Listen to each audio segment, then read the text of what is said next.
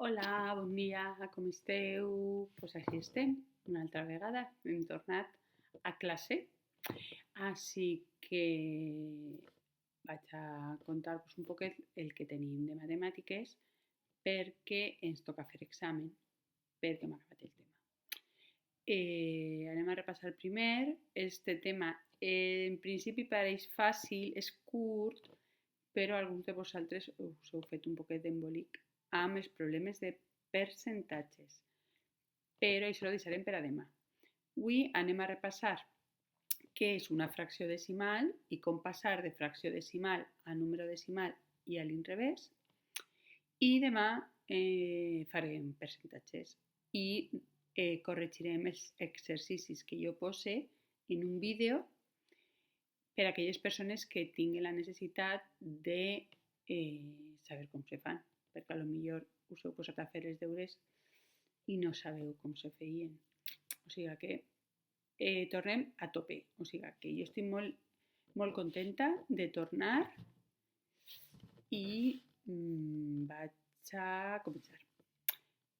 Un moment que necessite abans de començar crec.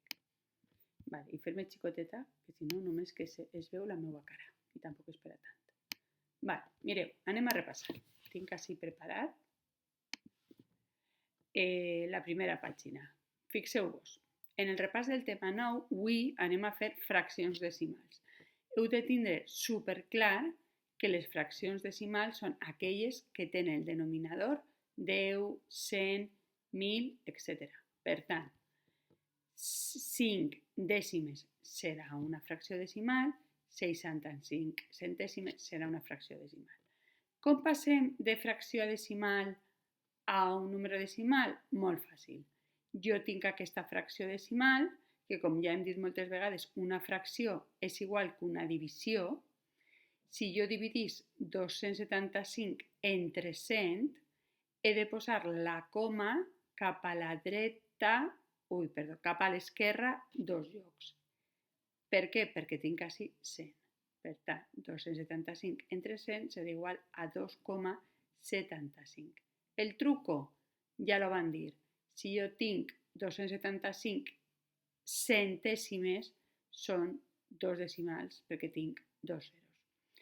Així he posat un altre exemple, 5 mil·lèsimes és igual a 5 dividit entre 1.000, que és igual a 0,005. 3 decimals perquè tinc així 3 zeros. I ahí m'ha quedat una gorrina, però bueno, no passa res. I ara, aquesta és la segona part, que m'ha quedat molt xicoteta un moment. Vale. Com se passa de número decimal a fracció decimal? Pues és molt fàcil, és justament l'inrevés.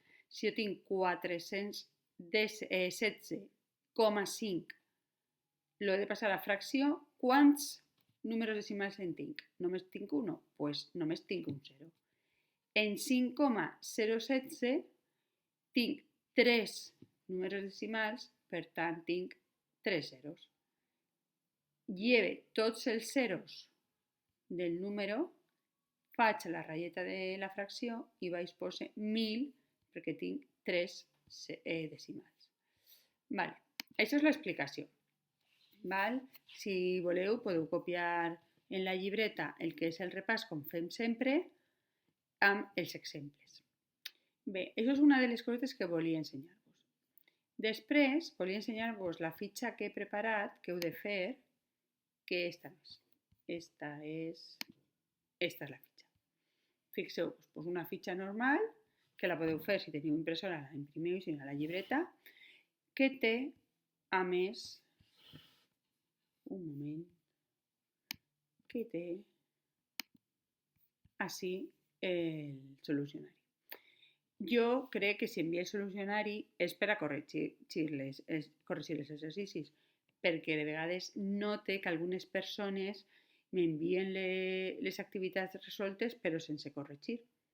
Doncs, no sé, dona un poquet de llàstima fer l'esforç i no saber si lo tens bé o lo tens mal. I després, que vull llevar això,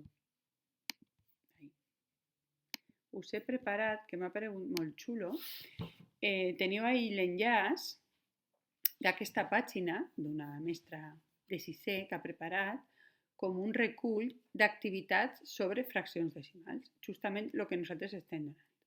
Pues podeu entrar i n'hi ha un fum d'exercicis per a fer en l'ordinador. Per exemple, a lo millor són Completa la antigues. tabla escribiendo la fracción decimal o el número decimal que corresponda e indicando cómo se lee el número. La dona estava parlant. Per tant, si jo tinc de número decimal 0,3, he de pensar, què he de posar ahí? Pues ahí hauré de posar un 3 i en el denominador, com només que tinc un decimal, hauré de posar un 10. I després he de posar com se llig. Està en castellà, val? Perquè n'hi ha més coses en castellà i vosaltres lo podeu copiar en valencià. Jo preferiria que lo copiareu en valencià. N'hi ha més activitats. Bueno, esta era la que no anava. Aquí.